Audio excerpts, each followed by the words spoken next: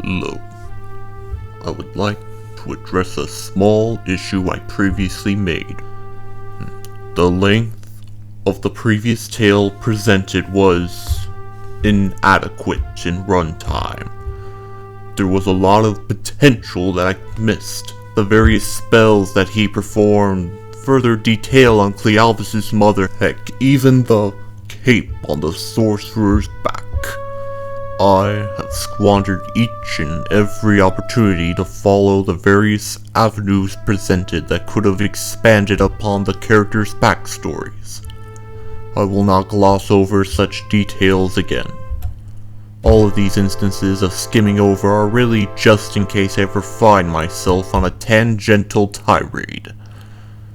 I will not divulge every single detail of our subjects' lives, for that would be excruciatingly boring.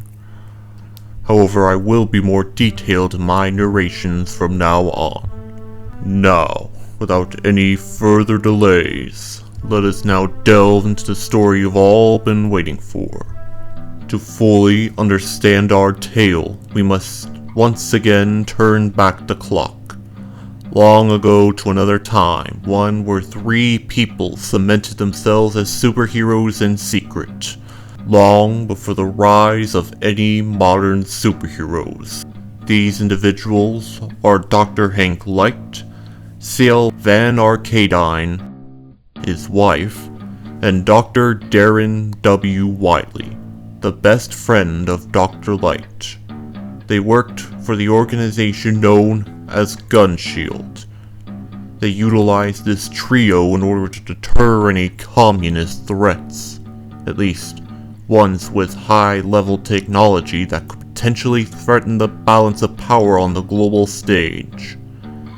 Each of these heroes had their own superhero monikers.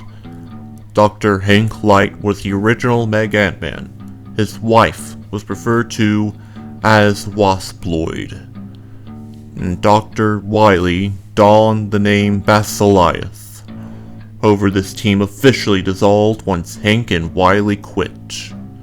Their reasoning for this action is quite simple.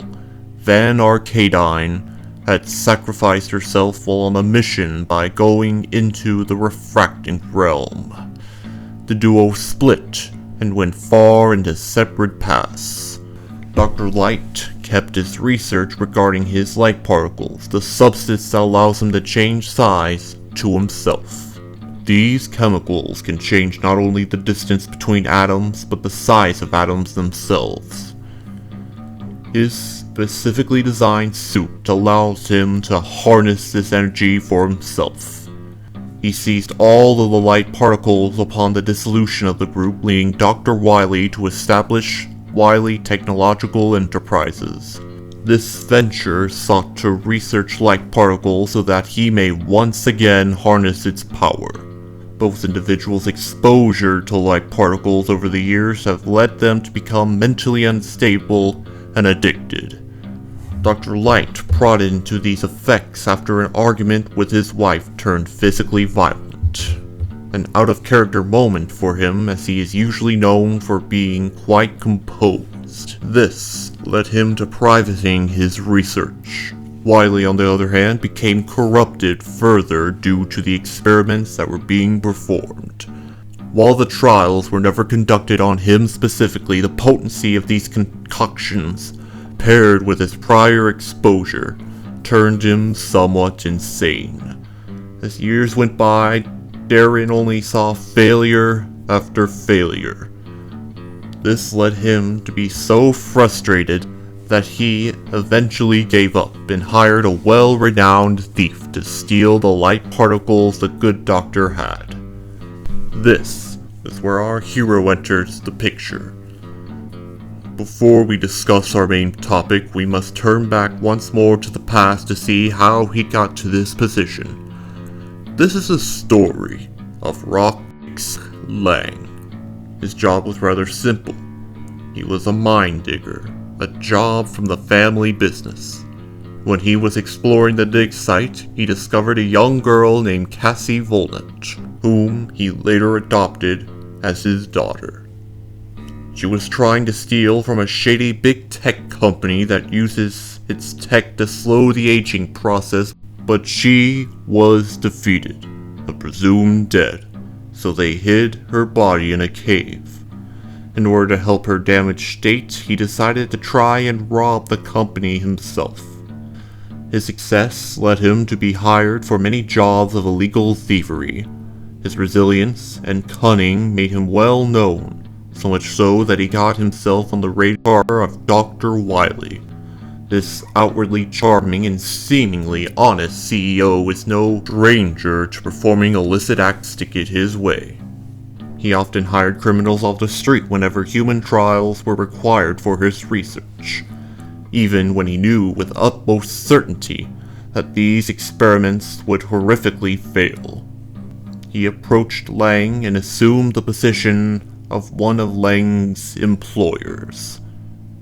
In exchange for the heist of Dr. Light's special suit, he and his daughter would be guaranteed financial security. Desperate, he agreed.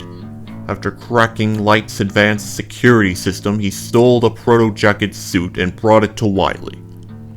Once Dr. Wily got the suit, his true colors began to show after Rock saw some of the Mad Doctor's horrific animal experiments. This prompted him to explain the powers of the suit and his goals of using his proto-jacket to protect the world.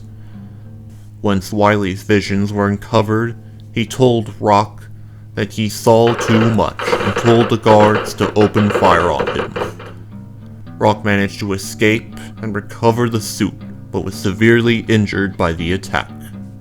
Bones were broken and organs were ruptured, but through the power of sheer perseverance and luck, he managed to get back to Dr. Light's home so he can tell him of his experience. He confessed to the theft and warned of Dr. Wily and his proto-jacket. Rock's damaged body was too injured, so, out of kindness, Dr. Light tried his best to heal him. However, when he saw that the damage was too great, he was forced to look at his wife's old mechanical blueprints in hopes he could come across something that could aid him. With a final assessment of Lang's condition, he was forced to build a robot body for him, because he had to replace everything but Rock's head, the only non-severely damaged part of him. He also appointed this new person become the new Ant-Man, due to a variety of factors. First, of course, was because of the fact that he is far too old. Other reasons are that he was very honest and became close to Light during his recovery whilst he was undergoing surgery.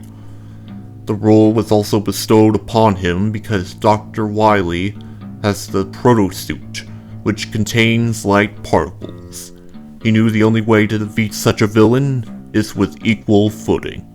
He couldn't fight Wily, so he trained Rock in various ways of combat involving shrinking and growing. He also upgraded the suit to include a blaster that's summoned using nanites.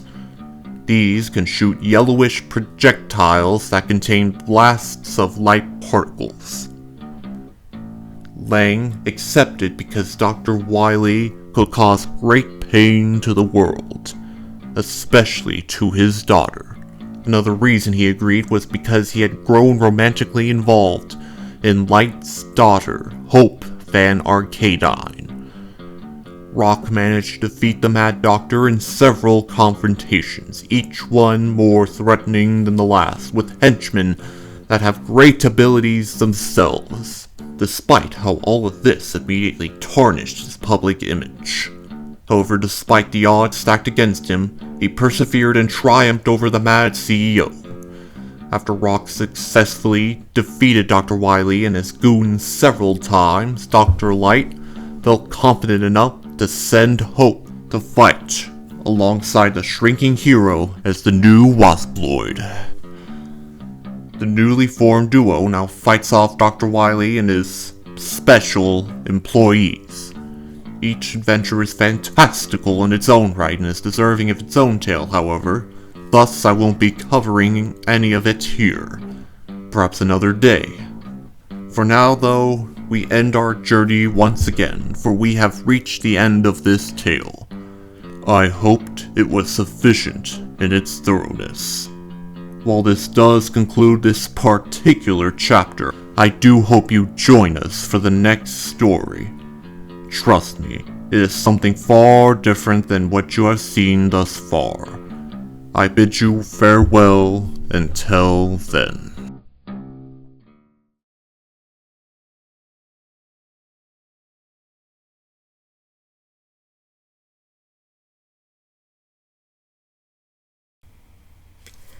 Hey my guys, gals, and goobs.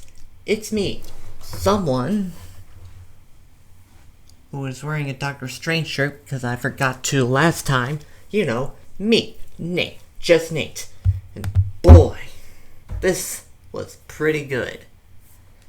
Whew, this was a tricky one to do, so design notes time. I originally leaned into more Ant-Man elements by making him more red, only coloring the waist, legs, and hands blue as a nod to the original Ant-Man from the comics, but... and I also made the eyes look more angry in the original by modifying the helmet. Fortunately, I might have deleted the original, so fortunately, you're gonna have to be stuck with my word for now. Honestly, why would I lie about this? You know. Yeah, that version of the little hero, the little guy, he looked more like an evil villain, like Ultron or something out of Star Wars, you know? You know how stormtroopers are kind of like robotic? Yeah, it looked like an evil robot. To rectify this, I added more blue, so I decided to make the middle section darker, combining the dark section from the comic version of Ant-Man and the gray portion of Mega Man from Mega Man Legend. I based a lot of the design from that iteration of Mega Man while combining elements from other versions of Mega Man. I never drew from the original since it is stated that Dr. Light was the original here. That's the story, that's the lore that I established. Anyway, with all that said, I think it turned out well. I really hope you guys liked it. As for Hero Pack 2, well, it's done. Like I stated in the original, the video that laid out the design, the basic outline. It's supposed to be 4 videos in a pack. The first one was really just an exception. So, yeah, this is the end of Hero Pack 2. Now, what comes after this? Well, I'm doing something a bit different. That's right. I'm doing a villain pack. You are going to love it. I can guarantee it. Oh, the stories I can tell, the possibilities. The heroes and villains clashing. Something I think you'll like a lot. Well, until that day comes, of course, this has been Nate once more saying bye.